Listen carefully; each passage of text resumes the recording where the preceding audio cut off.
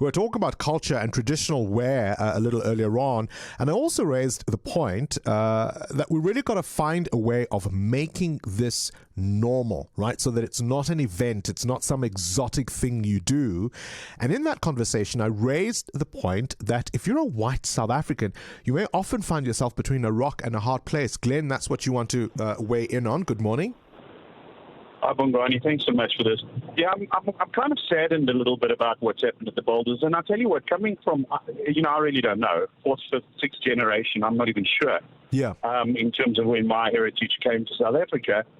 It's the hardest thing is Heritage Day in South Africa for me because I resort to jeans and a rugby jersey because I actually cannot trace my heritage and take ownership or go and plant my flag, if you want to put it, into a specific heritage within South Africa. And, as much as we grew up in the generation of apartheid and we benefited and we've come out of this now, the only thing that is currently European is the color of my skin. So I don't have an African heritage to speak of. And when I hear about these things about people being ostracized, when I come and I say, right, Heritage Day, what do I wear? Yeah. Do I wear South African? Because I've got limited options.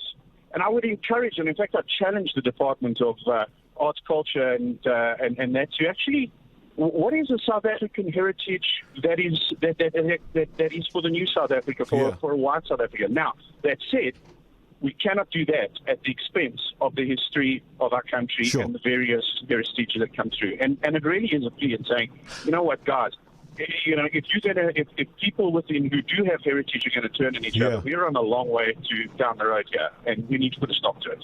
Glen, is there something to be said about all of us as ordinary South Africans deciding on that and not just even leaving it up to the department? In other words, if you say you're a sixth generation South African, you are rooted very much in this place, in this time, what would be wrong with deciding to embrace local cultures and saying perhaps one you'll start finding out about Sotho wear or Ndebele wear or Venda wear, as the case may be, because all of that represents the South Africa that we're all a part of.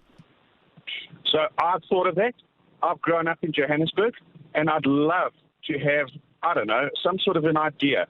Where do I go to? Where do I start? Help me to find out where I should start, because the resource, the basic is embrace culture A or culture B, simply because that's what we're faced with on a day-to-day basis. You call the place of gold is a Zulu phrase, but actually that's not the nation that grew up in that has its heritage here in Gauteng. So what do we go with? Help us.